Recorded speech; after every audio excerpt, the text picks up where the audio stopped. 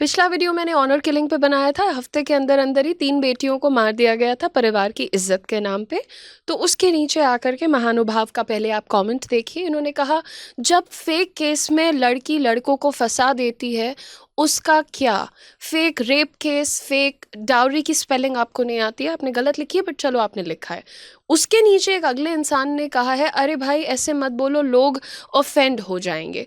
मैं आपकी बात का पूरा डिटेल में आंसर देना चाहती हूँ। तो सबसे पहले शुरुआत करते हैं।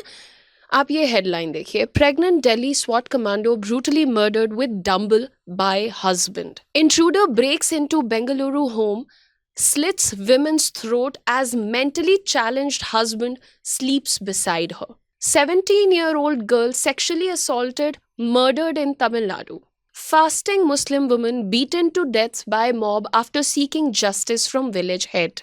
Raped by boyfriend and stranger on same day. Shocking details in Odisha woman's death. Next, Punjab. 86-year-old NRI woman brutally murdered.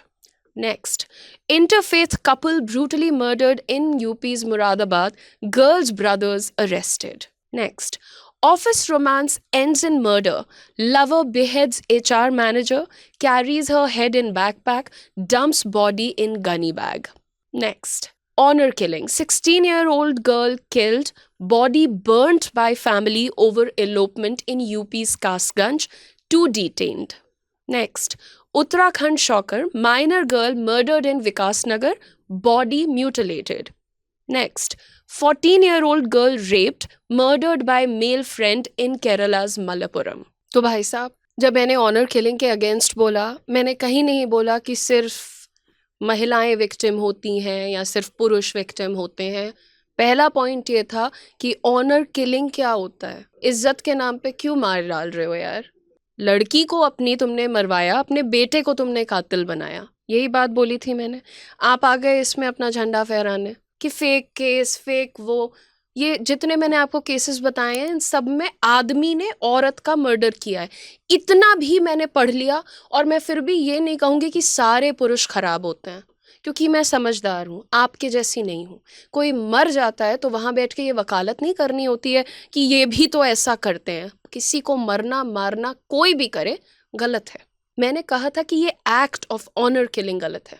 इस देश में महिलाएं इजियर टारगेट हैं क्या। वो आवाज उठाएंगी तो तुम्हारे जैसे लोग आ जाते हैं, मर जाएंगी तो तुम्हारे जैसे लोग आ जाते हैं। क्यों? क्योंकि उनकी लाइफ पे कंट्रोल नॉर्मलाइज्ड है।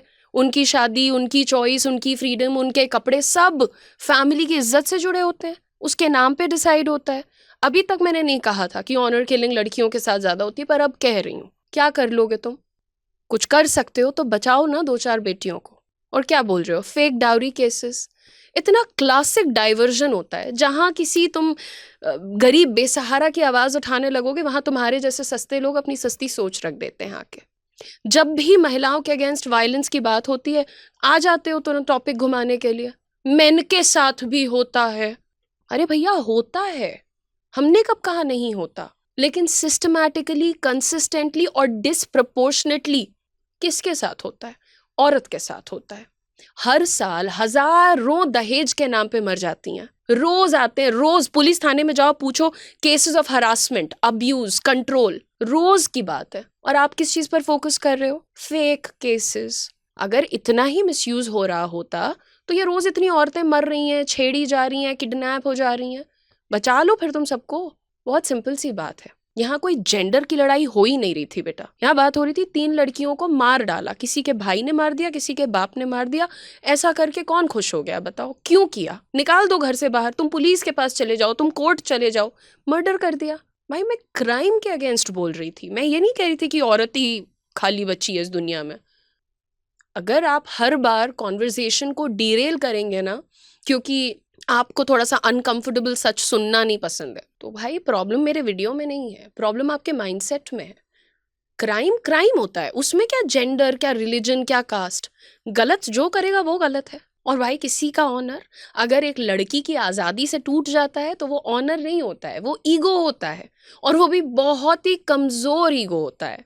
इसीलिए मेरे भाई मैं कहूँगी, थोड़ा अपना दिमाग का विकास करो। बस आके कमेंट कर दिया फेक केस होता है, तो औरतों के साथ तो हर दिन हो रहा है, क्या करें? सारे आदमियों को हम टेररिस्ट साबित कर दें? नहीं कर पाएंगे ना। करना भी नहीं चाहिए, तो आप भी मत करो। क्या आप बैंकिंग सेक्टर में फास्ट करियर ग्रोथ चाहते हो और सिर्फ एंट्री लेवल जॉब नहीं बल्कि डेप्यूटी मैनेजर लेवल से करियर स्टार्ट करना चाहते हो, तो ये अपॉर्चुनिटी मिस मत करिएगा। Presenting axis bank commercial banking group relationship manager program in collaboration with career 24/7। ये एक 12 महीने का स्ट्रक्चर्ड प्रोग्राम है जो आपको बनाता है future ready banking professional. Program में आपको मिलेगा 2 महीने की ऑनलाइन ट्रेनिंग, 2 महीने residential campus training in our campus, 2 महीने internship at Axis Bank branches and 6 months on the job training. और सबसे इंटरेस्टिंग पार्ट कि ये भी बेस्ड है earn while you learn model पर। ट्रेनिंग के 3rd और 4th मंथ में 15,000 पर मंथ स्टाइपेंड मिलता है। इंटर्नशिप स्टेज से ही फुल सैलरी स्टार्ट हो जाएगी till the completion of course. Programme complete करने के बाद आप एक्सिस बैंक में सीबीजी रिलेशनशिप मैनेजर के रोल में डेप्यूटी मैनेजर ग्रेड पर ज्वाइन करते हैं। इसकी स्टार्टिंग सैलरी है 6.3 to 6.8 lakhs per annum plus performance linked incentives. साथ ही आपको मिलेगा post graduate diploma in banking and relationship management from NITE university. Eligibility पर ध्यान दीजिएगा, आपका ग्रेजुएशन कंप्लीटेड होना चाहिए विद मिनिमम 50% मार्क्स। अगर आप एक सिंपल ग्रेजुएट हो तो आपके पास 1 year का वर्क एक्सपीरियंस मैंडेटरी है। अगर आप एक पोस्ट ग्रेजुएट हो तो आपके पास मिनिमम 6 months का वर्क एक्सपीरियंस है, तब भी आप एलिजिबल हैं। एज आपकी 22 से 28 के बीच होनी चाहिए, ना 22 से कम ना 28 से ज्यादा। इसका सिलेक्शन प्रोसेस और आगे की डिटेल्स जानने के लिए अगर आप नीचे दिए गए रजिस्ट्रेशन लिंक पर क्लिक करके उसे फॉर्म को पूरी तरह फिल करेंगे तो हमारी टीम आपके साथ टच में आएगी और आपको सारे डिटेल्स और पूरा प्रोसेस स्टेप बाय स्टेप ना ही सिर्फ समझाएगी बल्कि पूरे प्रोसेस में आपके साथ रहेगी।